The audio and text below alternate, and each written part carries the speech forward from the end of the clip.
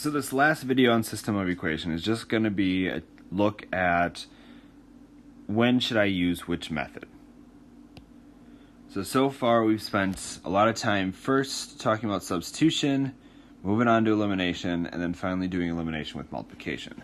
So we haven't really talked about equal values method, but that's pretty basic, and it's just saying that if we've got both solved for y, then we can substitute in x minus 2, substitute it in for that y over there. So equal values method is just a special type of substitution.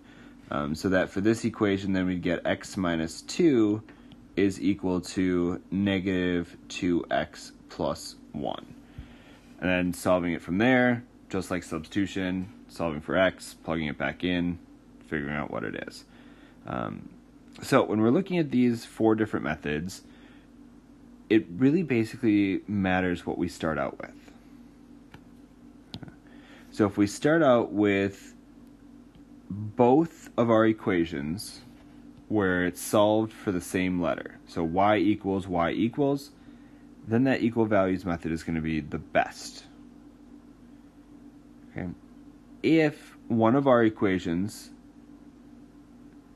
starts out with a variable solved, but the other one is in standard form with no variable, no x equals or y equals, blah, blah, blah, then substitution is going to be your best bet, because we can take what that x is equal to and we can substitute it in.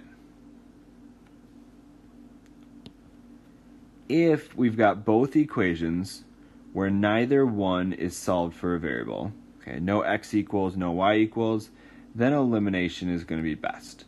And it really just matters, is it going to eliminate nicely?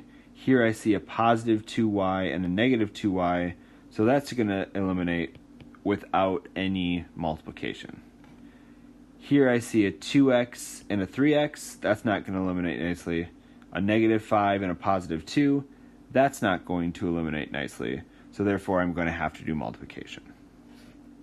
So just to quickly sum that up, if you have both equations solved for the same variable, equal values method. If you have one equation solved for one variable, substitution. And if 0 equations are solved for a variable, then you're going to use elimination or elimination with multiplication based on what you need.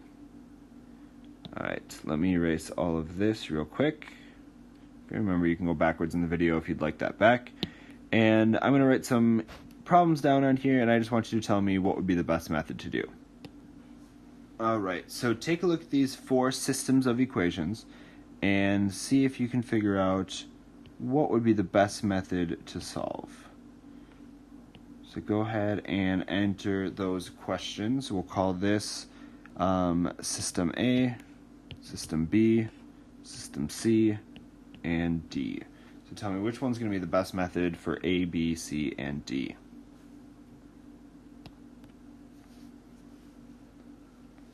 Alright, so hopefully you should have your answer choices. Once again, it really just depends what we start with. So if we're talking about equal values method, that's when we want both equations solved for the same variable. So if we're looking, I see for system B, I've got y equals and y equals. So that one's going, equal values method is going to be our B for that one. Substitution says that when we use substitution method, we got one equation that's solved for one of the variables, and it doesn't matter which one. So if I'm looking at A, there's no variable that it's solved for. B, right, it's solved for both. We already talked about that. C, it's not solved for either one. But D here, I've got a nice H equals. So one of those equations is solved for one variable, so substitution is going to be best for system D. Alright, which leaves us with elimination. Remember, elimination is best when there is 0 equations that it's solved for. So looking at our remaining two, I see there's nothing with A where it's solved for. It doesn't say x equals or y equals. And same thing for C. It doesn't say in that equation anywhere yet C equals or D equals. So elimination is going to be best for these two. When I try to eliminate with A, right away, I can add these, and I can get 17x by 3y's cancel out equals 14. Okay?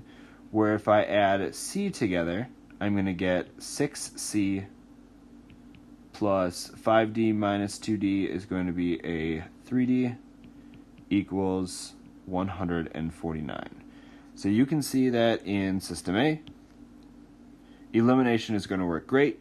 Those y's are going to eliminate right away without any multiplication. So A is going to be best for elimination. With System C, nothing eliminated when I did elimination, which means I'm going to have to do some multiplication first to get it looking the way I want to so that I can use the elimination method.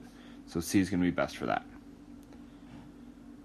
All right, on the next page, you'll see a whole bunch of homework problems. Once again, you can ignore right now the graphing problems, but go ahead and give those other ones a shot. You can see on Schoology that I have the homework all worked out so you can see those answers and you can see why those answers are the case. If you have any questions, make sure to ask.